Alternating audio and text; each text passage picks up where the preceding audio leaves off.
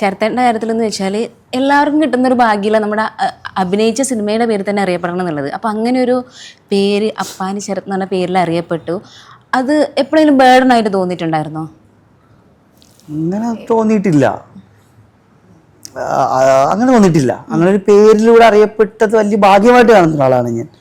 കാര്യം ഇപ്പോൾ പെയിൻറ്റിങ് ആണെങ്കിലും അല്ലെങ്കിൽ മറ്റേത് ആർട്ട് ഫോം ആണെങ്കിലും അത് ആ ആർട്ട് ഫോമിലൂടെ പേരും അതിലൂടെ അറിയപ്പെടുക എന്ന് പറയുന്നത് ചുരുക്കം പേർക്ക് കിട്ടുന്ന വലിയൊരു ഭാഗ്യമായിട്ട് കാണുന്ന ആളാണ്. അത് അങ്ങനെ തന്നെയാണ് ഞാൻ മനസ്സിലാക്കുന്നത്. അല്ല, ഞാനിത് ചോദിക്കാനുള്ള കാര്യം എന്ന് വെച്ചാൽ റീസെൻ്റ് ആയിട്ട് ജയൻ രവി പേര് മാറ്റിയിട്ടുണ്ടായിരുന്നു. പുള്ളിക്ക് ആ ഒരു പേര് സിനിമേൻ്റെ പേരിൽ അറിയപ്പെടേണ്ടെന്നുള്ള അങ്ങനെ പേര് മാറ്റി അദ്ദേഹം പേര് മാറ്റിയിട്ടുണ്ടായിരുന്നു പുള്ളി. ഞാനൊരു പറയും, എന്റെ ആഗ്രഹം വേറെ. ഇപ്പൊ ഞാൻ അടുത്തൊരു സിനിമ വരെയാണ്, ആ സിനിമയിലെ കഥാപാത്രത്തിലൂടെ എന്റെ പേര് അറിയപ്പെടും. അപ്പൊ ഈ പേര് പതുക്കെ മറക്കുക, എന്നിട്ട് വേറെ വിളിപ്പേരിൽ മാറുക, അതാണ് എന്റെ ഇഷ്ടം. എന്താണ് അടുത്ത സിനിമ, എങ്ങനെയുള്ള സിനിമ ചെയ്യാൻ ആഗ്രഹം?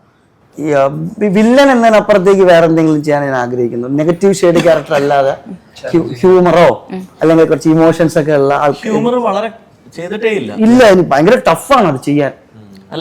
ഞാൻ ചെയ്തിട്ടില്ല. ഇല്ല, എനിക്ക് ചെയ്യാൻ ഒത്തിരി ആഗ്രഹമുണ്ട്. കോമഡി ചെയ്യണമെന്ന് ഒത്തിരി ആഗ്രഹമുണ്ട്. ആൾക്കാരെ ചിരിപ്പിക്കാനും നമുക്ക് കരയിപ്പിക്കാനൊക്കെ പറ്റണം ഒരു ആക്ടർക്ക്. ഒരു വയലൻസ് മാത്രമല്ല എന്ന് പറഞ്ഞാൽ വേറെ രീതിയിലല്ല ഞാൻ പറയുന്നത്.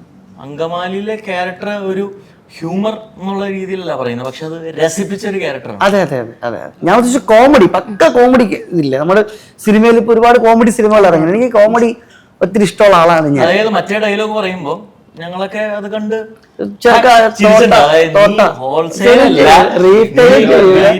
ഒരു വട്ടലും ചെയ്യൂല. അത് നമ്മള് കോമഡി അങ്ങനെ ആ രീതിയിലല്ല എടുക്കുന്നത്, പക്ഷെ അത് രസിക്കും. അപ്പൊ അങ്ങനെ വേറിട്ട് നിൽക്കുന്ന കഥാപാത്രങ്ങൾ ചെയ്യണമെന്ന് ആഗ്രഹമുണ്ട്.